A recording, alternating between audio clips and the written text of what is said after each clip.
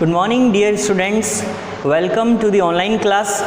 आज हम लोग 11th क्लास की हिस्ट्री का फर्स्ट चैप्टर पढ़ेंगे। वैसे हमने ये चैप्टर पिछली क्लासेस के दौरान शुरू कर दिया था और हम इस फर्स्ट चैप्टर जो कि है अर्ली सोसाइटीज़, इसका हमने थीम 1 स्टार्ट कर दिया था। लेकिन जैसा कि आप लोगों को मालूम होगा कि CBSE ने अपना क्यूरिकुलम थोड़ा सा चेंज किया है। सिलेबस में चेंजेस के हिसाब से उन्होंने थीम 1 को कम्प्लीटली डिलीट कर दिया है। अब ये जो थीम 1 है जो हमने पिछली क्लासेस के दौरान पढ़नी शुरू की थी वो आपके सिलेबस में नहीं है, इसलिए हम अब फर्दर इस थीम को कंटिन्यू नहीं करेंगे, बल्कि हम लोग नेक्स्ट थीम के बारे में आज पढ़ेंगे। और नेक्स्ट थीम है थीम 2 जो कि है राइटिंग एंड सिटी लाइफ। ठीक है, जो हमने फर्स्ट थीम देखी थी उस फर्स्ट थीम में हमने ये पढ़ा था कि किस प्रकार हड़प्पा और हड़प्पन सोसाइटीज़ डेवलप हुई, किस प्रकार हड़प्पन सिटीज़ के अंदर धीरे धीरे अर्ली सोसाइटीज़ शुरू हुई थी।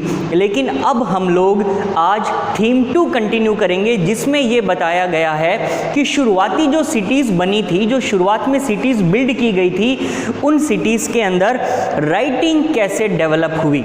राइटिंग से आप लोग समझते होंगे राइटिंग क्या होता है।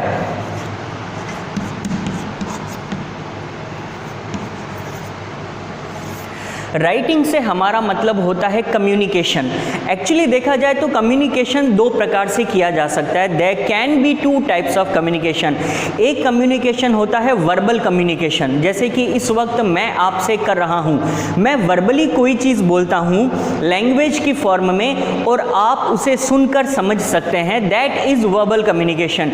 लेकिन इसके अलावा एक और कम्युनिकेशन हो सकता है जिसे हम कह सकते हैं रिटन कम्युनिकेशन।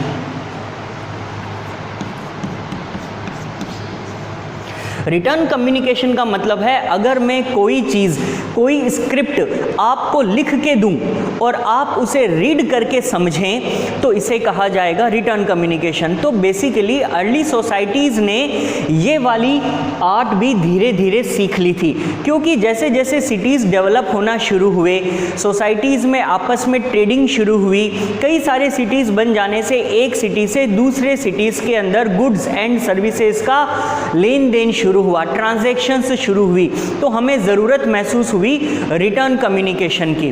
प्लस हम ये चाहते थे कि जो भी ट्रांजैक्शंस की जा रही हैं उन्हें कहीं रिकॉर्ड किया जा सके, उनका एक रिटर्न रिकॉर्ड हो। इसके लिए हमने ना सिर्फ बोलने के लिए लैंग्वेज बल्कि लिखने के लिए भी एक लैंग्वेज डेवलप की थी, और इसी के बारे में आज हम इस चैप्टर में पढ़ेंगे। तो देखिए थीम 2 की शुरुआत में कहा गया है City life began in Mesopotamia, the land between Euphrates and the Tigris rivers that is now part of the Republic of Iraq. Mesopotamia वो सिटी है जहाँ पर सबसे पहले बहुत बड़े लेवल पर सिटीज़ की शुरुआत हुई थी। मेसोपोटामिया आज की तारीख में प्रेजेंट डे में इराक में कहीं पर है, और ये जो इराक में 2 ऐसी रिवर्स हैं, एक रिवर है यूफ्रेटिस और एक है टिग्रिस। यूफ्रेटिस और टिग्रिस के बीच का जो एरिया है, इस एरिया में अर्लीस्ट मेसोपोटामिया सिटी बिल्ड की गई थी। तो यही यहाँ पर बताया गया है कि मेसोपोटामिया में सिटी लाइफ यूफ्रेटिस और टिग्रिस रिवर्स के बीच वाले एरिया के अंदर शुरू हुई थी, जो अब रिपब्लिक ऑफ इराक बन चुका है। इसके अलावा नेक्स्ट देखिए, Mesopotamian civilisation is known for its prosperity, city life, its voluminous and rich literature and its mathematics and astronomy. अब जब हम ये देखना चाह रहे हैं कि राइटिंग किस प्रकार डेवलप हुई थी हमारी हिस्ट्री में, तो हम लोगों ने सबसे पहले मेसोपोटामिया का एग्जाम्पल इसलिए लिया है क्योंकि मेसोपोटामिया वो सिटी है जो सबसे ज़्यादा प्रॉस्पर थी उस दौरान। मेसोपोटामिया वो सिटी है जहाँ पर मैथमेटिक्स, यहाँ तक कि एस्ट्रोनॉमी और हमारा rich literature, world literature develop किया गया था। मेसोपोटामिया सिटी बहुत तेज़ी से फैली थी, इसको बहुत ही रिच कल्चर से जोड़कर देखा जाता है, और ये अर्लीस्ट सिटीज़ हैं जहाँ पर लिटरेचर इतना ज़्यादा डेवलप हुआ था। इसलिए अगर हम ये देखना चाहते हैं कि राइटिंग की शुरुआत हिस्ट्री में कैसे हुई थी, तो सबसे एप्ट एग्जाम्पल हमारे लिए मेसोपोटामिया का होगा, इसलिए हमने यहीं से शुरुआत की है। Mesopotamia's writing system and literature spread to the eastern Mediterranean, north Syria and Turkey after 2000 BCE। हमें ये बताया गया है कि pharaoh of Egypt, Syria, Turkey, यहाँ तक कि मेडिटेरेनियन रीजन में हर जगह पे जो लिटरेचर बाद में फैला था, वो लिटरेचर की शुरुआत मेसोपोटामिया सिटी के अंदर ही की गई थी। तो ये चैप्टर की शुरुआत है। शुरुआती जो पोर्शन है उसमें जनरल थीम बनाई गई है, वो आप खुद पढ़ सकते हैं, इसमें कुछ ज़्यादा नहीं है।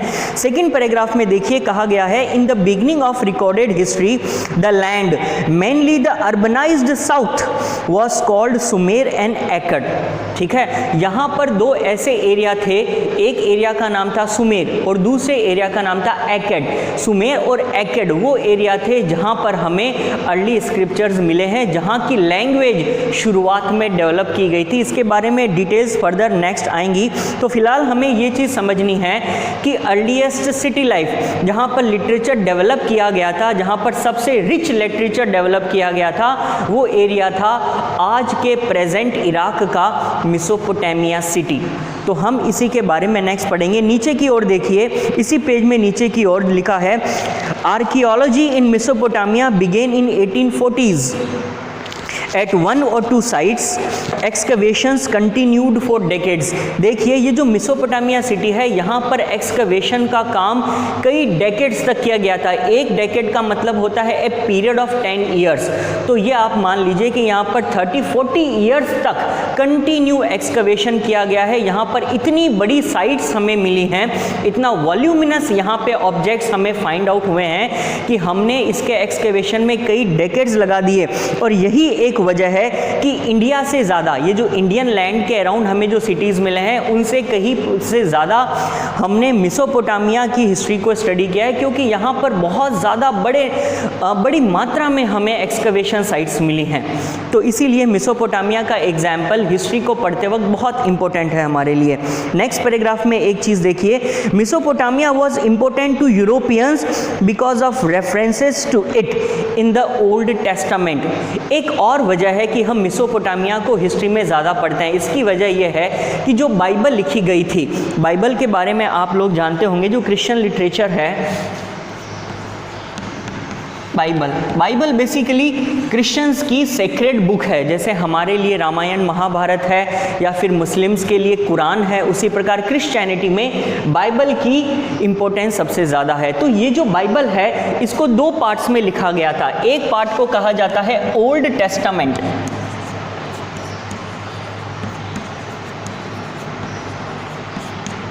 और एक पार्ट को कहा जाता है न्यू टेस्टामेंट।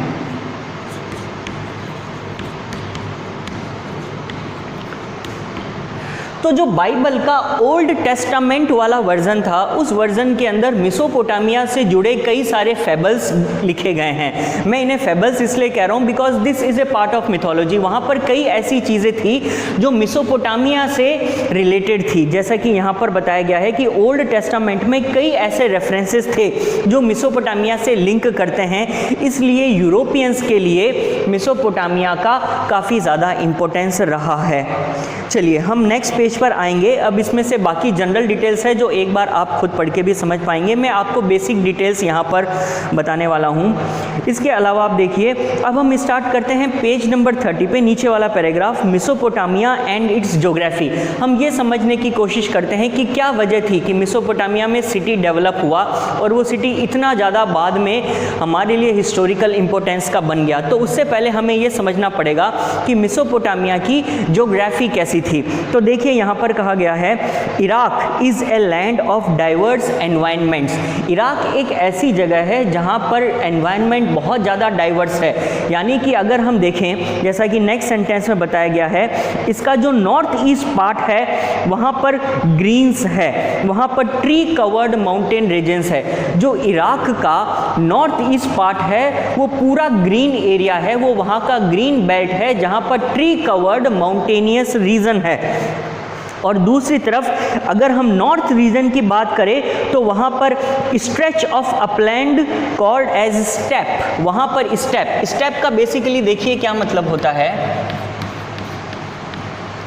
स्टेप बेसिकली एक ऐसे रीजन को कहा जाता है जहां पर बड़े बड़े ट्रीज नहीं होते लेकिन छोटी छोटी घास उगी होती है। स्टेप एक ऐसे ग्रीन बेल्ट, एक ऐसे ग्रीन रीजन को कहा जाता है जहां पर बड़े ट्रीज नहीं होते, सिर्फ छोटी घास पाई जाती है। ये ग्रीन एरिया होता है जहां पर हर्डिंग बेसिकली की जाती थी। पहले जानवरों को वहां पर चराया जाता था घास वगैरह होने की वजह से, लेकिन यहाँ पर ट्रीज नहीं पाए जाते थे। तो नॉर्थ ईस्ट रीजन में जहाँ पर माउंटेनियस रीजन है, ट्री कवर्ड, वहीं पर नॉर्थ रीजन के अंदर यहाँ पर स्टेप है जहाँ पर एनिमल हर्डिंग की जाती थी। इसके अलावा आप नेक्स्ट पेज नंबर 31 की स्टार्टिंग में देखिए, the south is a desert and this is where the first cities and writing emerge. अब जहाँ पर नॉर्थ में हमें ग्रीन एरिया मिल रहा है, वहीं इराक के साउथ में बिल्कुल ऑपोजिट डेजर्ट है। तो इसीलिए यहाँ पर शुरुआत में कहा गया था इराक एक ऐसा लैंड है जहाँ पर हमें डाइवर्स एनवायरनमेंट देखने को मिलता है। अगर नॉर्थ में ग्रीन है तो साउथ आते आते ये पूरा रीजन डेजर्ट का रीजन हो जाता है। और अब से कई साल पहले यूफ्रेटिस और टिग्रिस, जिन रिवर्स की हमने बात की थी, ये जो रिवर्स है ये नॉर्थन रीजन से निकलकर जब साउथ की ओर आती थी तो इन्होंने इस डेजर्ट एरिया के अंदर यहाँ पर सिल्ट भी अपने साथ में ये लेकर आई थी। सिल्ट के बारे में हम पिछली एक क्लास में डिस्कस कर चुके हैं। सिल्ट एक प्रकार की क्ले होती है। जो रिवर्स होती हैं, उन रिवर्स में जो पानी, जो वाटर फ्लो करता है, वो वाटर अपने साथ में जिस मिट्टी को साथ में लेकर बहता है उसे सिल्ट कहते हैं। और ये काफ़ी फर्टिलाइजेशन के लिए बहुत अच्छी मानी जाती है। इसमें एग्रीकल्चर काफ़ी अच्छे से हो सकता है। तो रिवर्स की वजह से, रिवर्स में जो वाटर फ्लो कर रहा था, उनकी वजह से ये जो सिल्ट है ये नॉर्थन रीजन से साउथ के डेजर्ट तक फैलती चली गई।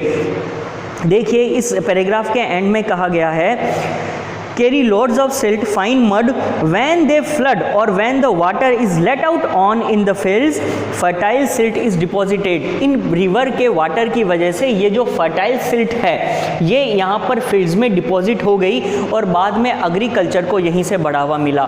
तो नॉर्थ वाला रीजन ग्रीन है, साउथ वाला रीजन डेजर्ट है, लेकिन यूफ्रेटिस और टिग्रिस रिवर के वाटर ने यहाँ पर धीरे धीरे जो सिल्ट डिपॉजिट कर दी, इसकी वजह से यहाँ पर काफ़ी बड़ी मात्रा में एग्रीकल्चर को प्रमोट किया गया। यहाँ पर काफ़ी एग्रीकल्चर किया जाने लगा। और आप ये चीज़ समझ सकते हैं कि अगर किसी भी सिटी को डेवलप होना है, अगर वहाँ पर बहुत बड़े नंबर्स में लोगों को रहना है, तो वहाँ पर एग्रीकल्चर की फैसिलिटी होना ज़रूरी है, क्योंकि लोगों को वाटर और एग्रीकल्चर बेसिक नीड्स की तरह चाहिए था। यही वजह थी कि जो साउथ वाला रीजन है, यहाँ पर मेसोपोटामिया की सबसे बड़ी सिटीज़ उस वक्त बनी थी। और साथ ही साथ मेसोपोटामिया का जो साउथ रीजन है, इराक का जो साउथ रीजन है, यही वो जगह है जहाँ पर सबसे पहले राइटिंग डेवलप हुई थी। अब यहाँ पर राइटिंग डेवलप कैसे हुई, इसके बारे में देखते हैं।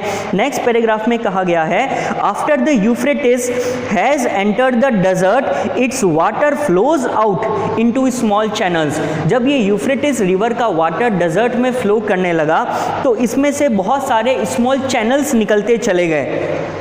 These channels flood their banks and in the past functioned as irrigation canals। ये यूफ्रेटिस और टिग्रिस रिवर्स में से जो छोटे छोटे चैनल्स अलग होते चले गए, इन्हीं चैनल्स को आगे जाकर इरिगेशन चैनल्स की जगह मिल गई। इरिगेशन चैनल्स के तौर पे इन्हीं का यूज़, इरिगेशन कैनाल्स के तौर पे इन्हीं का यूज़ किया जाने लगा।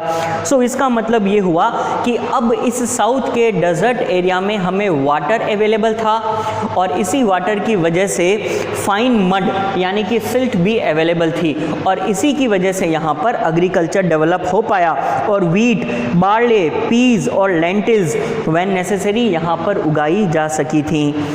ठीक है, अब नेक्स्ट पैराग्राफ में देखिए कहा गया है, ये तो हमें समझ में आ गया कि एग्रीकल्चर के डेवलप होने में यूफ्रेटिस और टिग्रिस रिवर के वाटर का बहुत बड़ा योगदान रहा। इनकी वजह से वहाँ पर एग्रीकल्चर डेवलप हुआ। लेकिन not only agriculture, Mesopotamian sheep and goats that grazed on the steppe, the north eastern plains and the mountain slopes that is on the tracks too high for the rivers to flood and fertilise, produce meat, milk and wool in abundance. अब देखिए, पहले हमने ये कहा कि Mesopotamia के north east region के अंदर मेसोपोटामिया के नॉर्थ ईस्ट रीजन के अंदर यहाँ पर बहुत ग्रीन बेल्ट था, और यहाँ का जो नॉर्थ रीजन है यहाँ पर स्टेप हमें मिलते हैं, यानी कि यहाँ पर हमें ग्रीन एरिया काफ़ी ज़्यादा मिलता है।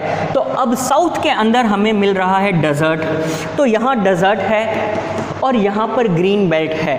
तो यहाँ पर डेजर्ट में तो एग्रीकल्चर का डेवलपमेंट हुआ, यहाँ एग्रीकल्चर का डेवलप होता गया, और जो नॉर्थ वाला रीजन है, इस नॉर्थ वाले रीजन के अंदर एग्रीकल्चर तो डेवलप नहीं हुआ ज़्यादा, लेकिन यहाँ पर स्टेप होने की वजह से जो एनिमल्स और जो कैटल थे उन्हें हर्डिंग के लिए बहुत स्पेस मिल गया। तो इस एरिया के अंदर हर्डिंग ज़्यादा की जाती थी। यहाँ पर एग्रीकल्चर की बजाय एनिमल रियरिंग करने का ज़्यादा फ़ायदा था। यहाँ हम एग्रीकल्चर कर रहे हैं, नॉर्थ वाले एरिया के अंदर एनिमल रियरिंग से हमें ज़्यादा फ़ायदा मिल रहा था, इसलिए यहाँ पर एनिमल रियरिंग ज़्यादा की गई। और जब एनिमल रियरिंग ज़्यादा की जाएगी तो एनिमल रियरिंग के जो बाई प्रोडक्ट्स हैं, यानी कि मीट, मिल्क और वुल, ये हमें यहाँ एबेंडेंस में मिलने लगे। तो आप ये देखिए कि ये एरिया एक साथ फ्लोरिश होता जा रहा है। एक तरफ हमें एनिमल रियरिंग में फ़ायदा मिलता है, जिसकी वजह से हमें मीट, वुल और मिल्क ये सफिशेंट अमाउंट में मिलने लगा है, और दूसरी तरफ हमें हमारे यहाँ पर ग्रेन्स उगाए जा रहे हैं। तो ऐसे में ये पूरा एरिया काफ़ी ज़्यादा फ्लोरिश होता चला गया। नेक्स्ट देखिए क्या कहा गया है, further fish was available in rivers and date palms gave fruit in summer.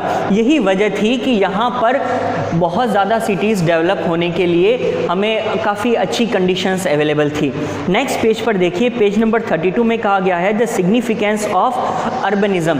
अब यहाँ पर ये जो अर्बन एरिया डेवलप होने लगा है, इसका हमारे लिए क्या सिग्निफिकेंस है। अब हम इसे अर्बन एरिया क्यों कह रहे हैं, वो इसलिए कह रहे हैं क्योंकि यहाँ पर ट्रेडिंग के लिए बहुत ही अनुकूल परिस्थितियां हमारे लिए मिल गई हैं। देखिए यहाँ पर एनिमल रियरिंग की वजह से हमारे पास में वुल सफिशिएंट क्वांटिटी में अवेलेबल है, यहाँ पर एग्रीकल्चर अवेलेबल है। इस वजह से क्या होगा, जहाँ पर एग्रीकल्चर हो, जहाँ पर रिवर्स हो, इरिगेशन के लिए कनाल्स हमारे पास अवेलेबल हो, उस एरिया में धीरे धीरे लोग एक साथ रहने लगते हैं और वहाँ पर सिटी डेवलप हो जाता है, फिर वहाँ पर ट्रेडिंग शुरू हो जाती है। तो देखिए यहाँ कहा गया है cities and towns are not just places with large populations. It is when an economy develops in spheres and other than food production that it becomes an advantage for people to cluster in towns. Urban economies comprise besides food production, trade, manufacturers and services. देखिए अगर आपने कभी भी history में urbanisation पढ़ा,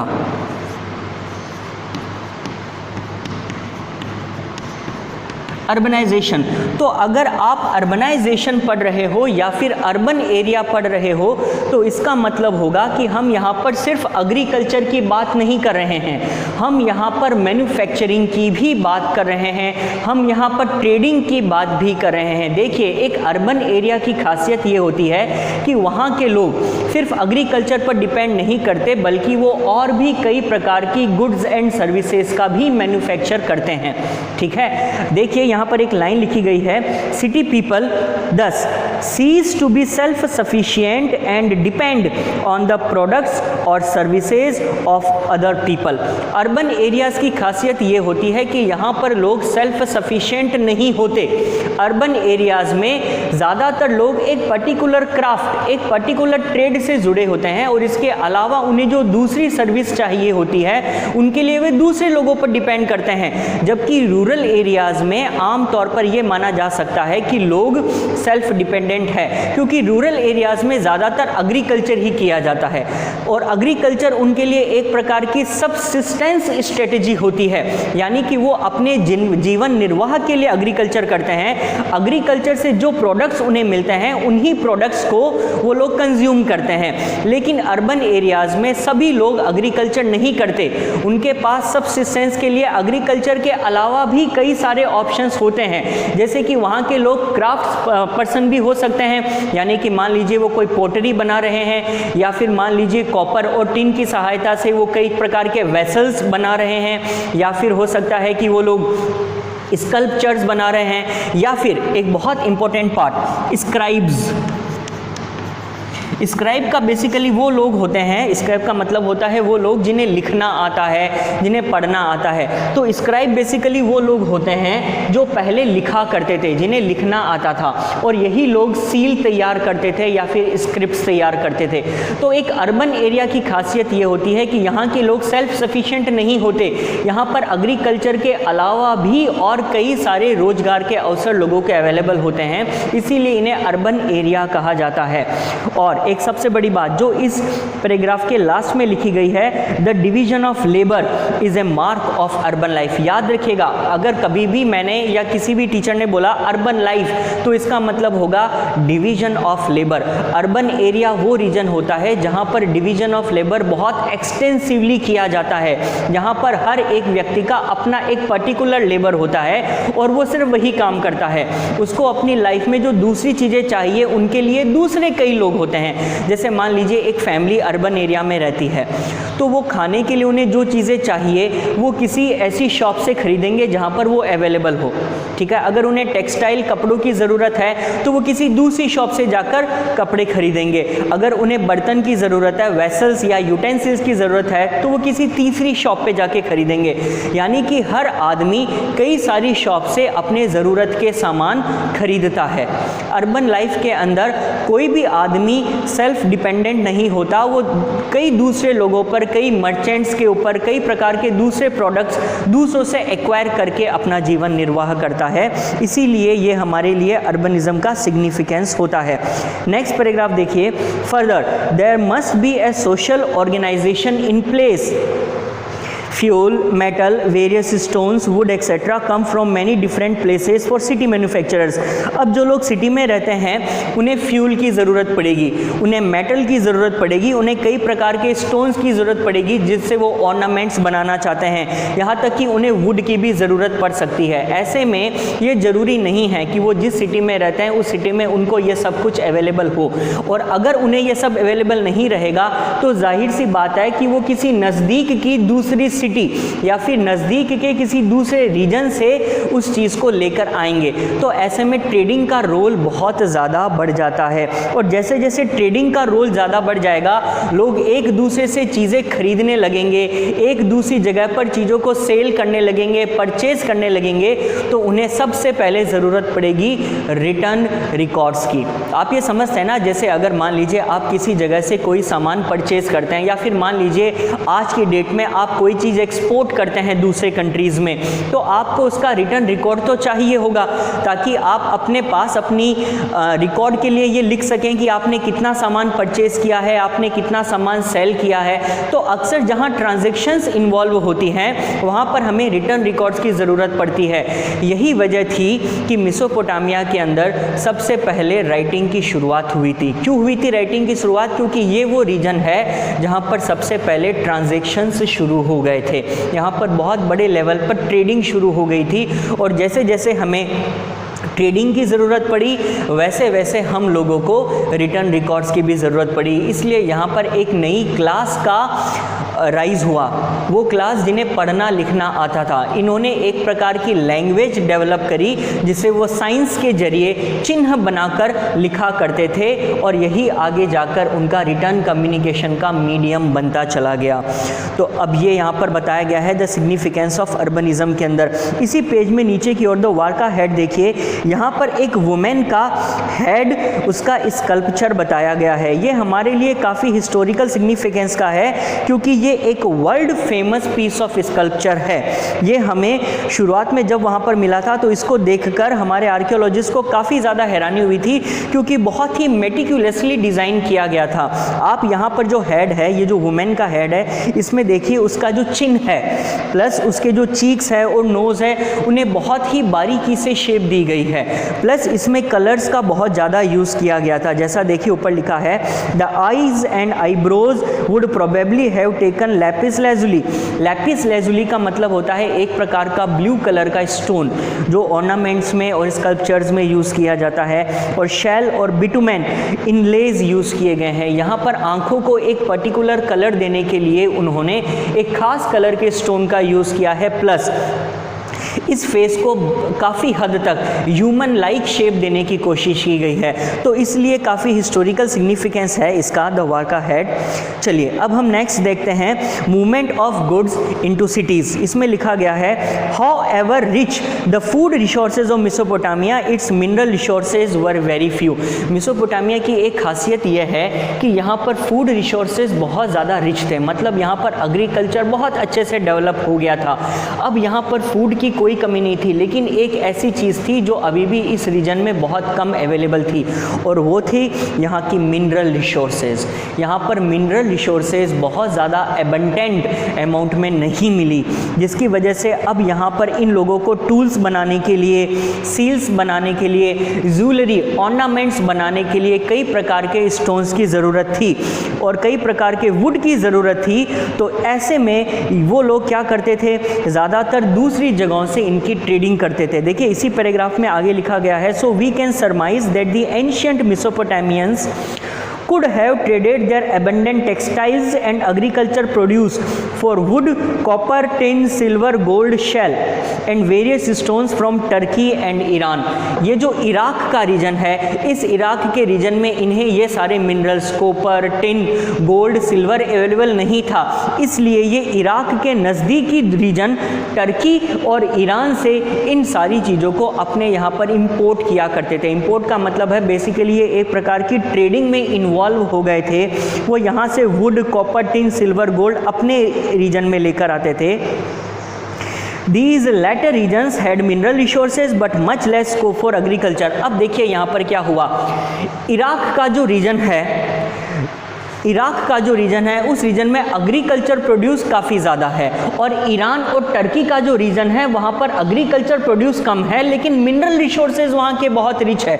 तो ये दोनों एक दूसरे को कॉम्प्लीमेंट कर सकते हैं, यानी कि अब इराक से एग्रीकल्चर प्रोड्यूस इन रीजन्स में जाता है और इन रीजन से मिनरल रिसोर्सेज वापस इराक में आता है। तो ऐसे में एक प्रकार का एक्सपोर्ट इंपोर्ट इन रीजन्स में शुरू हो गया था। सेकेंड पैराग्राफ में देखिए, besides crafts, trade and services, efficient transport is also important for urban development. इसके अलावा एफिशिएंट ट्रांसपोर्ट भी बहुत इंपॉर्टेंट होता है। उस ज़माने में ट्रांसपोर्ट का बहुत ज़्यादा रोल रहता था, क्योंकि अगर आपको बहुत हेवी आइटम्स, हेवी ऑब्जेक्ट्स एक जगह से दूसरी जगह पर लेकर जाने हैं, उन्हें लाना है, तो आपको ट्रांसपोर्ट की ज़रूरत रहेगी। उस टाइम ट्रेन्स वगैरह तो चलती नहीं थी, तो ऐसे में वो लोग सोलली डिपेंड करते थे कार्ट्स के ऊपर। ठीक है, कार्ट्स जिनको कोई जानवर ऐसा पुल किया करते थे, और इन्हीं कार्ट्स की सहायता से वो लोग एक जगह से दूसरी जगह पर ट्रेडिंग करते थे। लेकिन इन्हीं कार्ट्स के बजाय उनके पास में एक और ऑप्शन था जो इकोनॉमिकली बहुत वायबल था, और वो था वाटरवेज। वो उस वक्त उनके पास में नदियाँ थी, और इन नदियों के अंदर वो लोग शिप्स और बोट्स की सहायता से एक जगह से दूसरी जगह ट्रेडिंग कर सकते थे। वही इस पैराग्राफ में बताया गया है कि वाटर का जो ट्रांसपोर्ट था ये उनके लिए चीपेस्ट मोड ऑफ ट्रांसपोर्ट था, और चूंकि उस वक्त कैनाल्स थे, नेचुरल चैनल्स थे, तो इस वजह से यहाँ पर गुड्स का ट्रांसपोर्ट एक जगह से दूसरी जगह पर बहुत इजीली हो पाया। तो ये कुछ ऐसे रीजंस हैं जिनकी वजह से मेसोपोटामिया में अर्बनाइजेशन इतना तेजी से हुआ। सबसे पहला रीजन कि मेसोपोटामिया का जो पूरा रीजन है वहाँ पर एग्रीकल्चर काफ़ी अच्छा हो रहा था, प्लस एग्रीकल्चर के होने की वजह से वहाँ सिटीज़ डेवलप हुए। सिटीज़ डेवलप होने की वजह से उन्हें कई ऐसी चीज़ों की ज़रूरत पड़ी जो वो पास वाले रीजन से ट्रेडिंग के जरिए लेकर आते थे। तो ऐसे में एक अर्बन बड़ा सिटी बनता चला गया, और धीरे धीरे यहाँ पर दूसरे रीजन से ट्रेडिंग भी स्टार्ट हो गई। प्लस इनके पास में वाटर चैनल्स अवेलेबल थे, जिसकी वजह से इन लोगों ने वाटर ट्रांसपोर्ट का भी अच्छा यूज़ किया, और देखते ही देखते मेसोपोटामिया एक बिजनेस हब की तरह बन गया, ट्रेडिंग हब की तरह बन गया। और जहाँ पर ज़्यादा मर्चेंट्स होते हैं, ट्रेडिंग होती है, वहीं ज़रूरत पड़ती है सबसे ज़्यादा रिटर्न कम्युनिकेशन की। तो इसलिए यहाँ पर रिटर्न लिटरेचर डेवलप होने लगा, यहाँ पर रिटर्न रिकॉर्ड्स मेंटेन किए जाने लगे। इसलिए मेसोपोटामिया में सबसे पहले राइटिंग की शुरुआत हुई थी। अब ये राइटिंग की शुरुआत कैसे हुई और किस प्रकार ये लोग लिखा करते थे, ये हम नेक्स्ट क्लास में देखेंगे। आज की क्लास में मैंने आपको बेसिक थीम बता दिया है, आप इसको एक बार डिटेल में पढ़िएगा। अगर आपको कुछ समझ में नहीं आए तो आप हमें कॉल करके पूछ सकते हैं, और नेक्स्ट क्लास में हम डिस्कस करेंगे कि यहाँ पर राइटिंग का डेवलपमेंट कैसे हुआ, ये किस प्रकार की लैंग्वेज यूज़ करते थे, और ये किस प्रकार रिकॉर्ड्स मेंटेन करते थे, वो हम नेक्स्ट क्लास में डिस्कस करेंगे। आज के लिए फ़िलहाल इतना ही। Thank you so much.